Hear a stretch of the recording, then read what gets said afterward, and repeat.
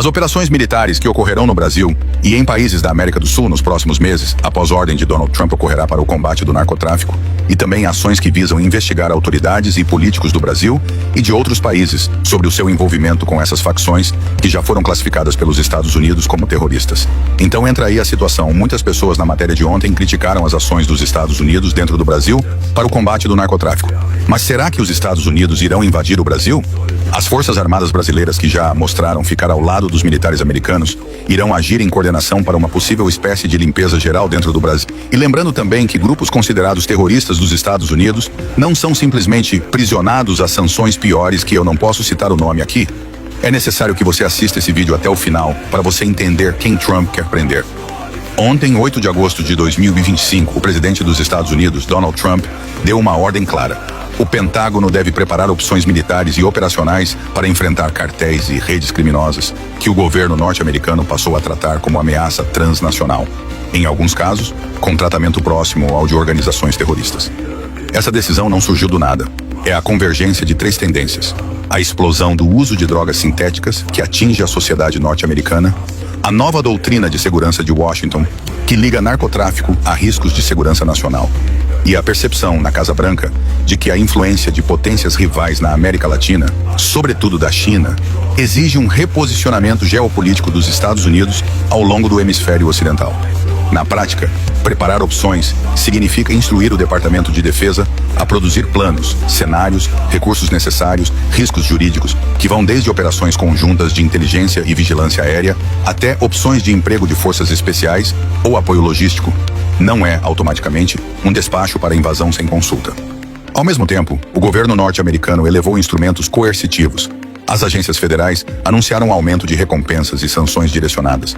Por exemplo, a recompensa oficial pelos dados que levem à prisão de Nicolás Maduro foi expandida para até 50 milhões de dólares.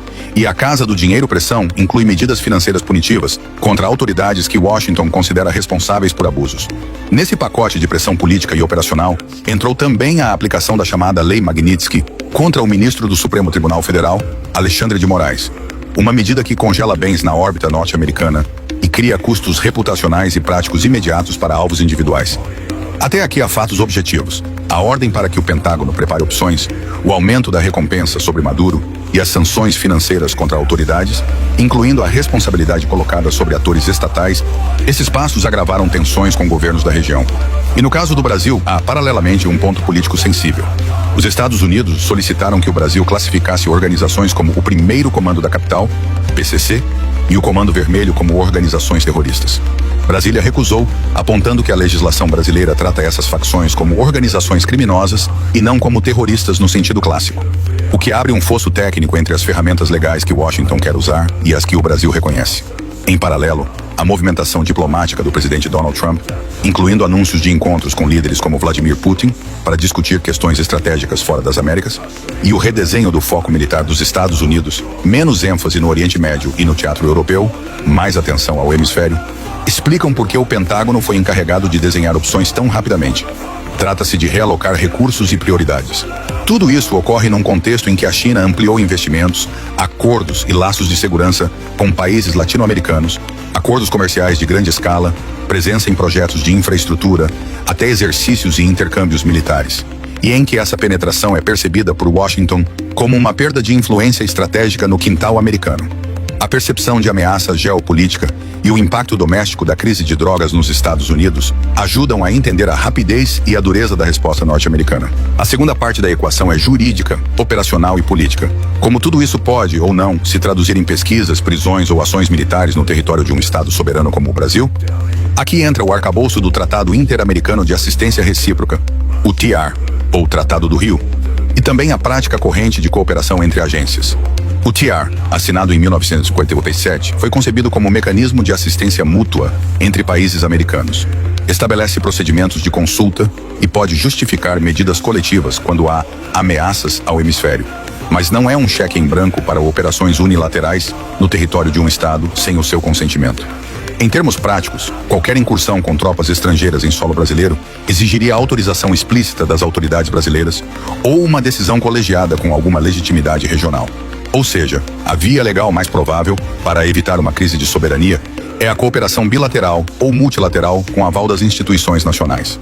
No terreno operacional, a alternativa preferida por especialistas e por muito do aparato legal dos Estados Unidos é combinar pressão diplomática, sanções financeiras, vigilância, drones, satélites, partilha de inteligência, operações coordenadas de forças especiais, apenas com convite, consentimento e ações conjuntas de polícia e justiça, investigações transnacionais, congelamento de ativos, prisão de líderes de rede fora de fronteiras, interceptação de cargas. Esse modelo já foi usado com sucesso em diversas frentes. Há longas precedentes de parceria técnica entre a Polícia Federal Brasileira, a Agência Brasileira de Inteligência, a BIM, e agências norte-americanas, DEA, FBI e CIA. Intercâmbio de dados, operações conjuntas e formação técnica que resultaram em prisões e apreensões importantes. A hipótese de que haverá investigações contra autoridades brasileiras é real na medida em que Washington intensifica hipóteses de financiamento e de rede de lavagem. Mas processar financeiramente ou penalmente um político brasileiro por parte dos Estados Unidos segue regras e limites, cooperação jurídica internacional, provas, garantias processuais. Outro ator provável é o Serviço de Inteligência de Aliados. Israel já tem histórico de cooperação com forças locais e, em ocasiões, divulgou ter ajudado a frustrar ameaças no território latino-americano. Isso não é uma regra automática de intervenção aberta, mas um indicativo de que redes de intercâmbio de inteligência podem envolver terceiros quando há evidências de ameaças transnacionais. Por exemplo, conexões com grupos como Hezbollah em áreas de fronteira. No plano político interno brasileiro, as consequências são óbvias.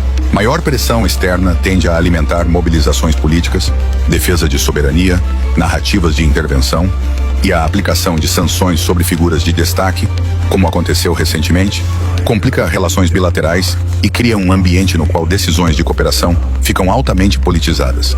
Na prática, o caminho mais provável nos próximos meses é uma combinação de 1. Reforço da diplomacia e condicionamento. Washington querendo resultados práticos de Brasília. 2. Intensificação de operações de inteligência e apreensões em águas e rotas marítimas. 3. Ações conjuntas com Polícia Federal, a BIM e forças brasileiras quando houver acordo. 4. Uso de sanções e congelamentos para pressionar indivíduos e redes. E só em último caso, e com justificativas legais e políticas robustas, operações militares de maior envergadura no solo de parceiros. Além disso, episódios anteriores, como a visita de navios iranianos autorizada a atracar no Rio de Janeiro em 2023, mostram que decisões de Brasília podem gerar alertas e reações externas, e que a presença chinesa em negócios e exercícios militares no subcontinente aumentou a sensação de emergência em Washington. Se o Brasil quiser evitar escaladas que limitem sua autonomia, as alternativas pragmáticas são claras. Reforçar controles fronteiriços e logísticos com tecnologia e cooperação internacional, aprimorar transparência sobre investigações e apreensões, insistir na legalidade e no respeito à soberania nas negociações com os Estados Unidos e, quando necessário, usar mecanismos regionais, OEA, fóruns multilaterais, para legitimar ações conjuntas. Em suma, a hipótese de invasão é improvável e politicamente custosa.